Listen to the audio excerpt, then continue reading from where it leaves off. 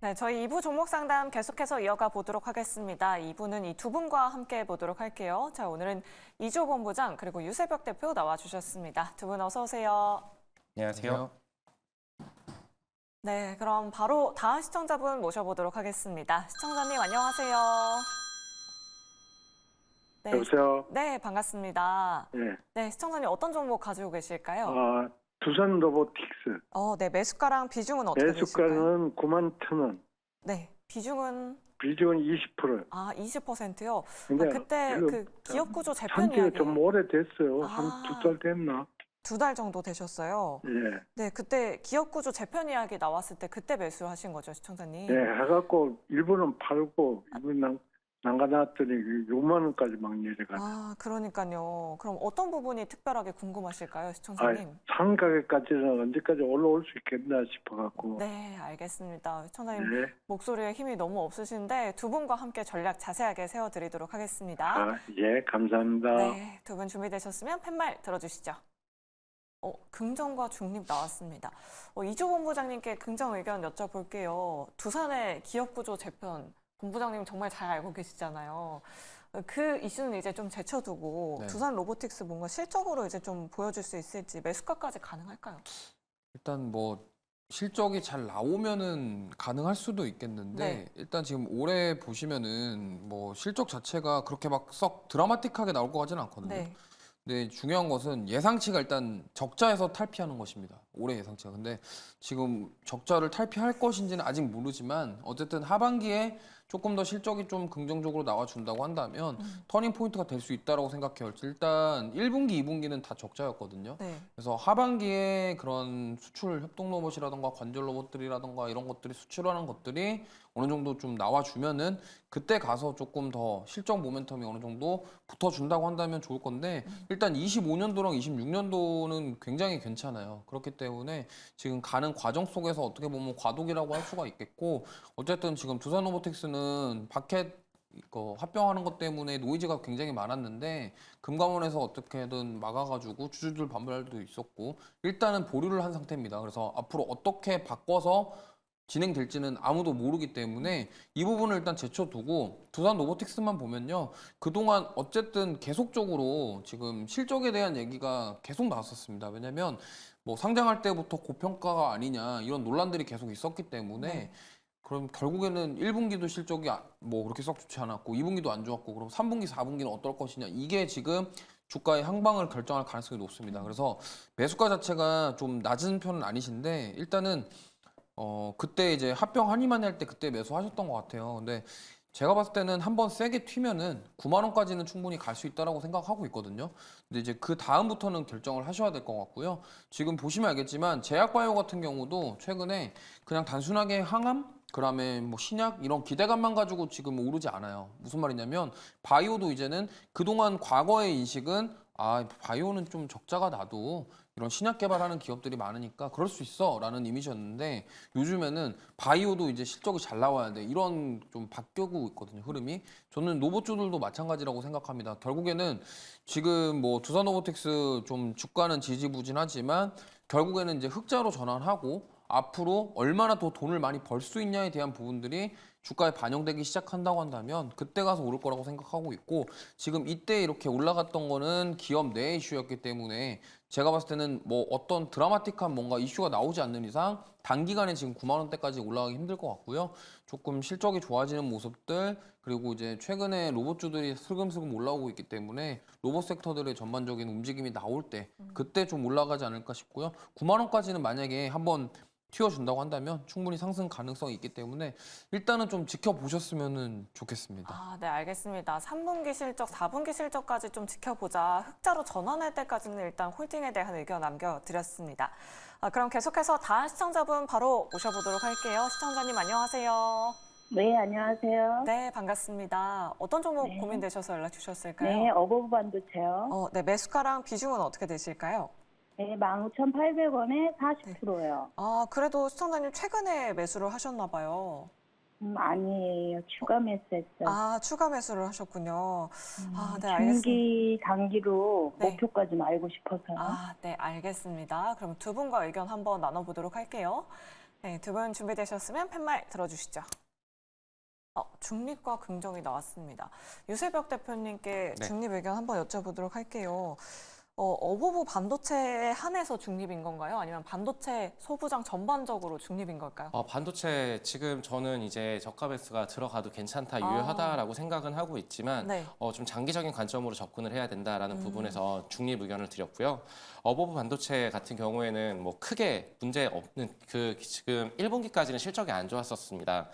그런 데이터를 어떻게 볼 수 있냐라고 하면은 재무제표를 좀 봤었을 때 지금 분기 매출이라던가 아니면은 영업이익이라던가 여기 보시게 되면은 계속적으로 적자를 기록을 했어요. 23년 2분기 때부터 24년도 1분기 때까지 계속적으로 적자를 기록을 하다가 2분기 때 겨우 이제 흑자 전환을 했는데 이런 실적 부분들의 개선이 확실하게 보여줬었을 때 그때 주가가 상승 탄력을 좀 세게 받을 수 있다라고 말씀을 좀 드리고 싶고요.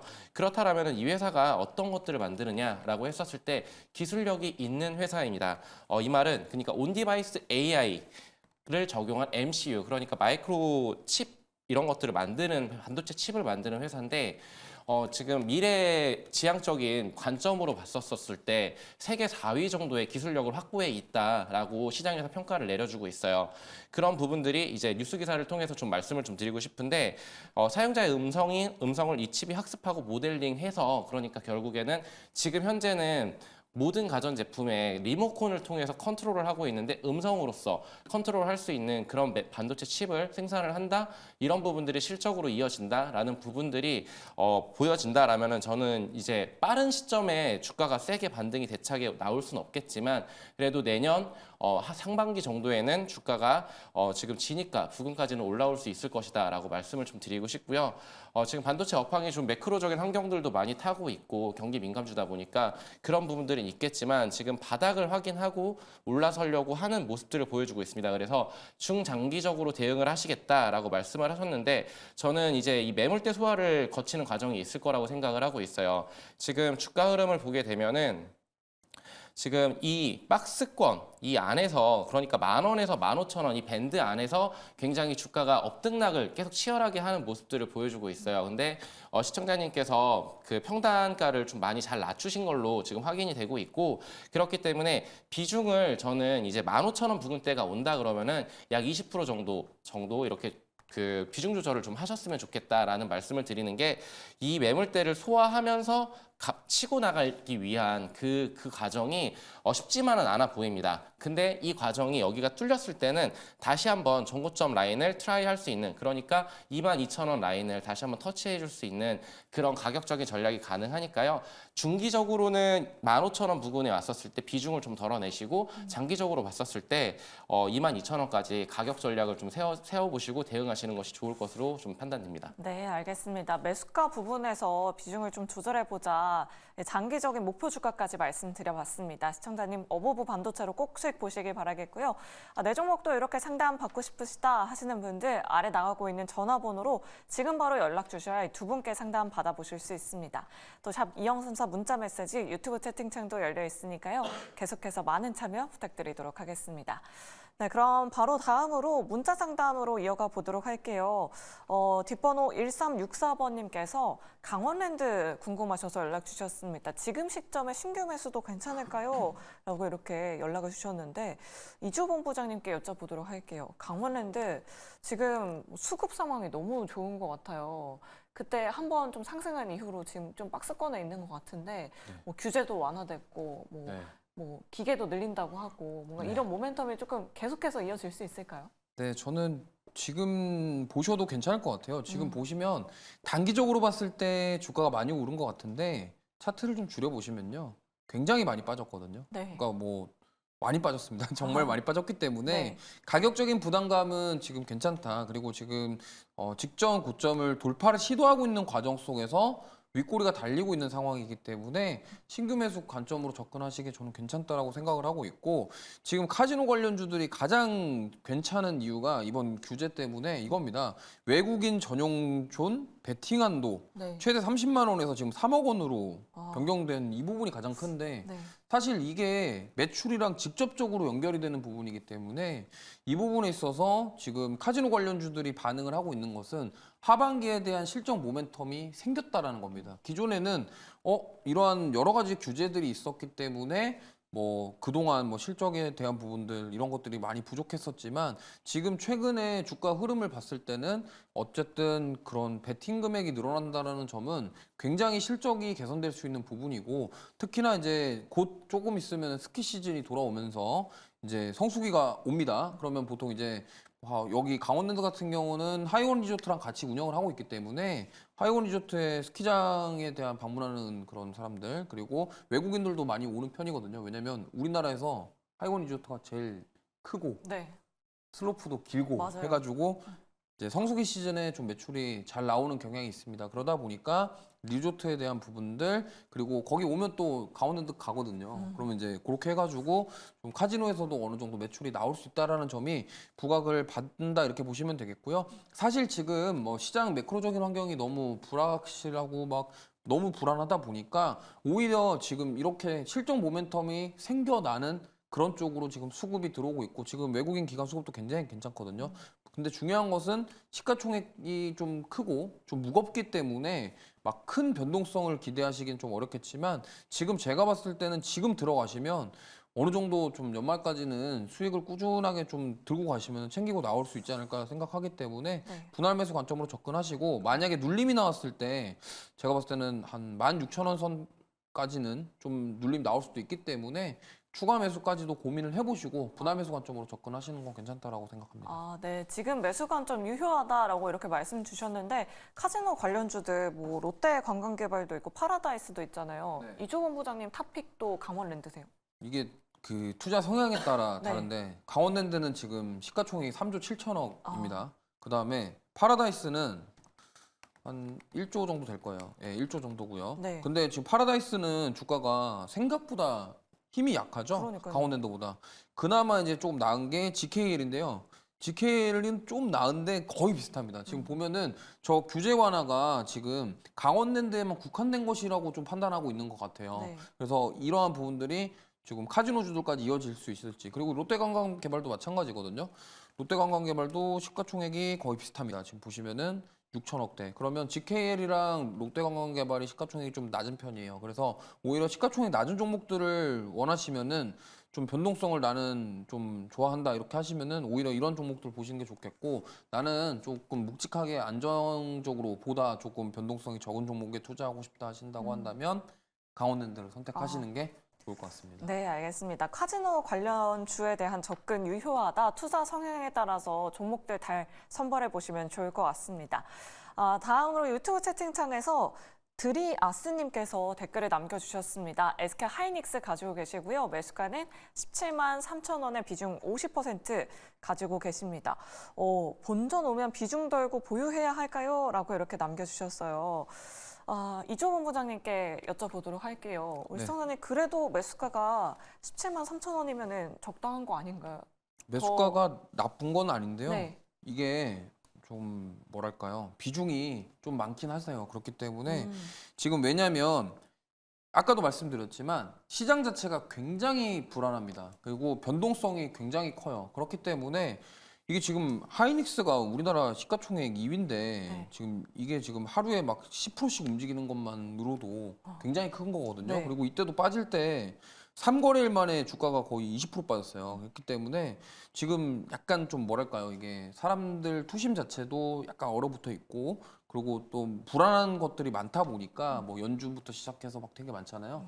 그러니까 지금 어떻게 보면은 변동성이 굉장히 큰 상황입니다. 그렇기 때문에 이럴 때 조금 피해 가자라는 취지로 매수가 부근까지 올라오면은 저는 비중을 절반 이상은 좀 덜어내셨으면 좋겠어요. 그러니까 지금 반도체 섹터 전반적으로 지금 문제가 지금 조정이 나온 다음에 추세를 돌릴 수 있냐에 대한 부분들 우리는 확인하는 시간이 필요합니다. 왜냐하면 오늘 반등 나왔으니까 다음 주도 무조건 연속적으로 올라간다에 대한 보장이 없어요. 그렇다고 한다면 리스크를 관리하기 위해서라도 뭐 다음 주라던가 내일 그리고 추석 연휴 이후에 좀 올라오면은 매수가 부근에서는 비중을 좀 저는 덜어내셨으면 좋겠고요. 그리고 하이닉스에 대해서 조금 말씀을 드리자면 HBM에 대한 밸류를 지금 보시면은 여기 올해 들어와서 주가 많이 올랐잖아요. 올라왔는데 이게 HBM에 대한 밸류를 미리 땡겨온 겁니다. 그러니까 네. 무슨 말이냐면 HBM으로 이만큼의 매출이 나올 것이고 이만큼에 대한 기대감을 주가에 미리 선반영한 거예요. 근데 2분기는 실적이 잘 나왔습니다. 근데 만약에 3분기 실적이 조금 안 좋게 나오거나 그런 우려, 지금 그리고 레거시 반도체 쪽 피크아웃 우려에 대한 부분들이 지금 선반영돼서 주가가 미리 빠진 거예요. 물론 여기에 엔비디아라던가 지금 빅테크 기업들이 AI에 대한 수익성에 대한 부분들의 뭐 우려가 있었는데 사실 어제 젠스랑 대표가 거의 그거를 해소시켜버렸죠. 끌어올렸잖아요. 네, 그렇기 때문에 AI 수요가 강력하다라는 얘기를 8월 초에 했으면 좋았는데 굳이 이때 안 해가지고 지금 네.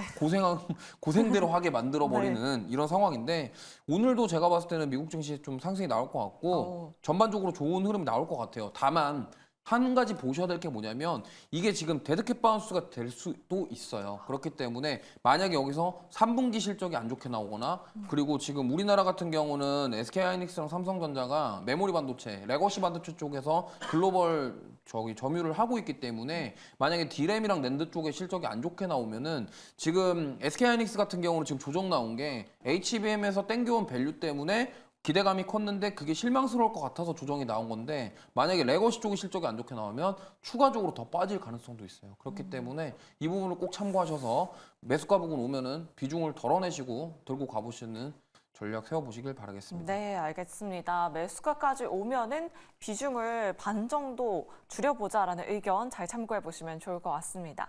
네, 그럼 계속해서 다음 시청자분은 전화로 만나보도록 할게요. 시청자님 안녕하세요. 예, 안녕하세요. 네, 반갑습니다. 네, 어떤 종목 고민되셔서 연락 주셨을까요? 예, 다름이 아니라 현대엘리베이를 네. 7만 4,500원에 옛날에 그 남북 영업 저기 트럼프 왔을 때 네. 그때 이제 막 물 타고 막 올라가다 꼭지에 물려가지고 여지껏 빠져나가지 못하고 있었는데요. 네, 엄청 이거를 오래되셨네요. 이제 제가 네. 이제 뭐 이번에 또 무슨 뭐 저기 트럼프가 아니고 대선에서 응?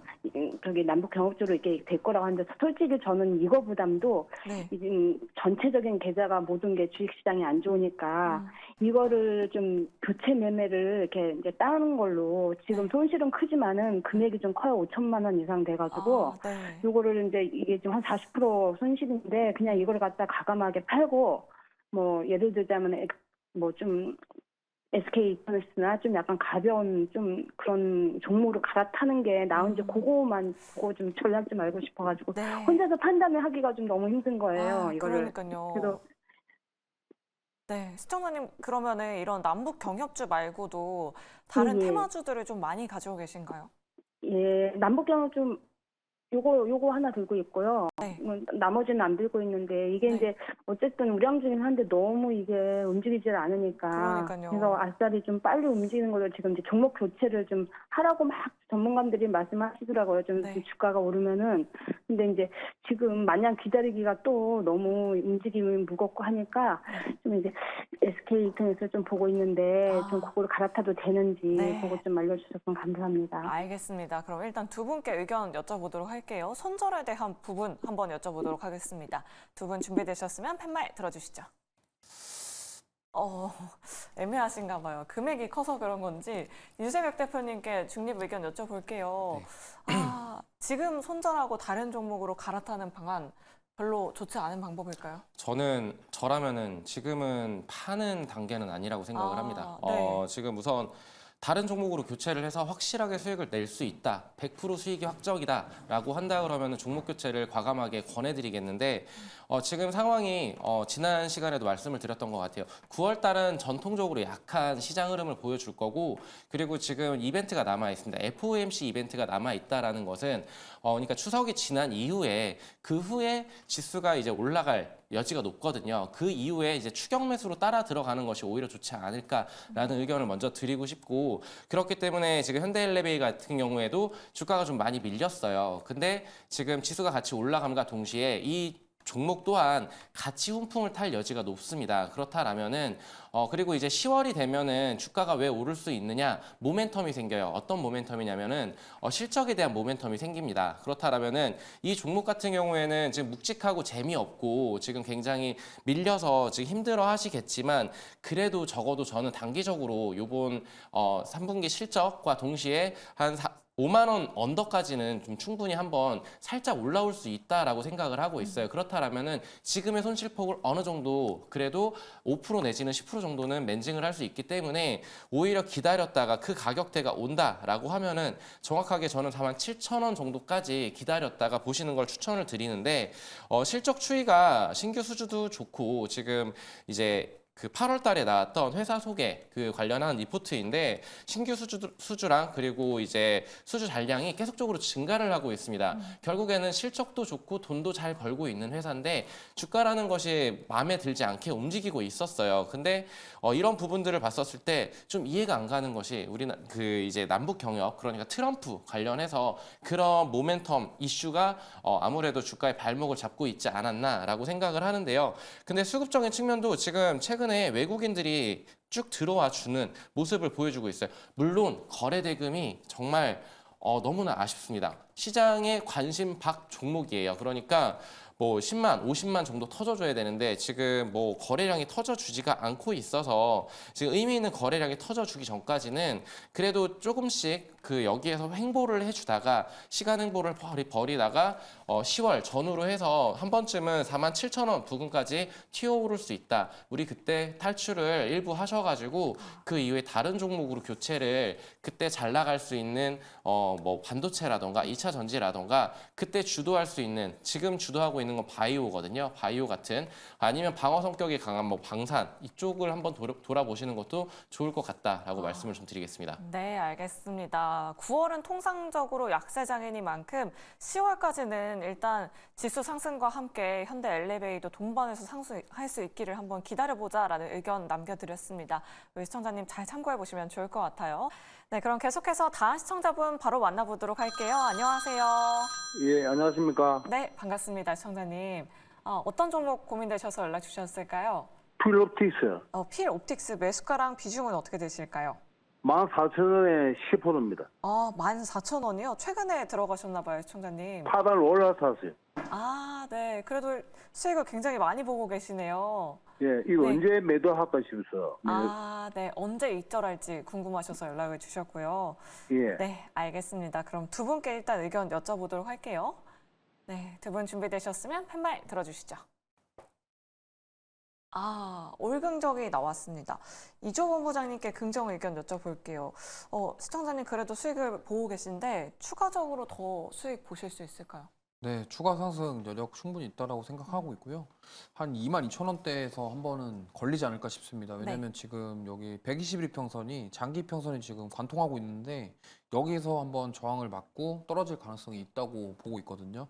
그렇기 때문에 지금 좀 애매하시면은 비중 10%신데 수익도 어느 정도 되시기 때문에 21,000원 부근에서 절반 정도 팔고 조금 더 보셔도 괜찮을 것 같아요. 왜냐면 지금 계속적으로 유리기판주들이 지금 올라오고 있는 이유가 수주에 대한 모멘텀이 지금 계속 있기 때문이거든요. 그동안 유리기판주들 한번 세게 간 다음에 사실 또 거의 조정을 많이 받았고 필옵틱스 같은 경우도 오르기 전 가격대까지 거의 돌아왔어요. 근데 다시 유리기판 모멘텀이 나오면서 이제 TGV 장비가 추가 수주해야 된다는 부분들, 이런 부분들이 부각을 받고 있기 때문에 어쨌든 글라스 기판에 구멍을 뚫는 그런 장비들은 필요합니다. 왜냐면 어쨌든 지금 기존에 쓰던 기판이 아니라 앞으로 좀 더 미세한 공정에 필요한 유리기판이기 때문에 저러한 TGV 장비 같은 경우는 굉장히 중요하다라는 점 인지를 하시면 좋겠고, 어쨌든 근데 이건 있습니다. 지금 당장에 이 기업들이 물론 수주에 대한 모멘텀이 지금 있고 수주를 하니 많이 하고 있지만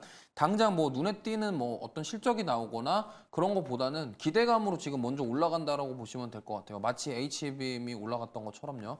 그렇기 때문에 꿈의 기판이라고 불리는 이 글라스 기판, 그럼 결국에는 앞으로 웨이퍼가 다 글라스로 변경될 걸 가능성이 높기 때문에 그러면 글라스로 변경이 됐을 때 거기에서 이제 뭐 그런 이런 거거든요. 노광 장비라던가 이런 거를 회로를 그릴 때 조금 더 미세한 공정이 가능하기 때문에 지금 유리기판이 꿈의 기판이라고 불리는 거다. 이 정도로는 인지를 하시면 좋겠고요. 어쨌든 그래서 이러한 글라스 기판을 관통하는 이런 장비들은 지금 계속적으로 지금 필요한 상황은 맞습니다. 그렇기 때문에 저는 추가 시세 가능성이 충분히 있다라고 보고 있고, 아까 말씀드린 것처럼 21,000원 부근에서 좀 애매하시면 절반 매도하시고, 나머지는 조금 더 욕심내셔도 될 것 같아요. 한 25,000원까지도 욕심내셔도 되지 않을까 이렇게 생각합니다.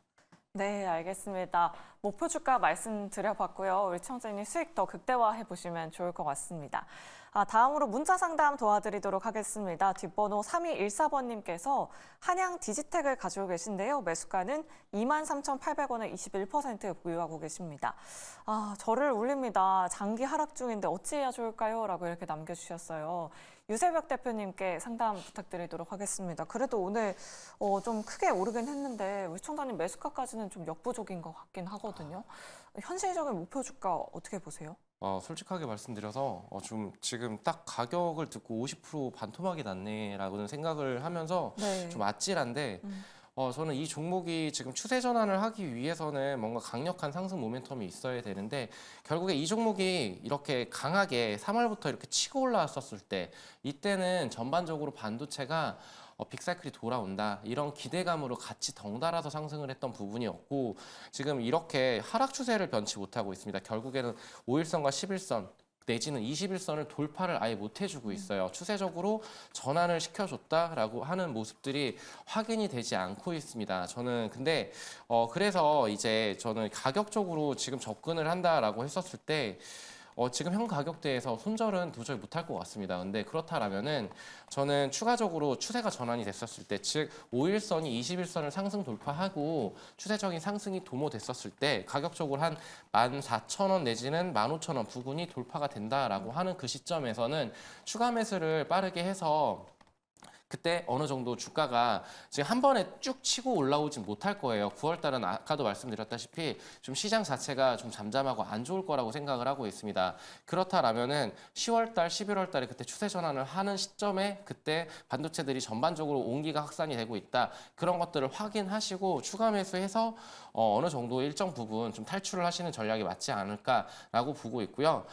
저는 기존 23,800원까지 장기 투자 관점으로 보유하는 것에 대해서는 그렇게 추천을 드리고 싶은 종목은 아니다라고 말씀을 드리는 게 기초 체력이 그렇게 좋지 못하다라는 부분들을 좀 예를 들어서 말씀을 드릴게요. 시총도 지금 2천억대 밑에 언더로 이렇게 책정이 되어 있고 23년도 대비해가지고 연간으로 봤었을 때 실적이 좋아지지 않고 있습니다. 그런 부분들이 확인되지 않는 이상 저는 아직은 좀 기다려 봐야 되는 그런 종목이지 않을까라고 말씀을 드리겠습니다. 네, 알겠습니다. 이렇게 한양 디지텍까지 상담 도와드렸습니다. 우리 시청자님 힘내시길 바랄게요.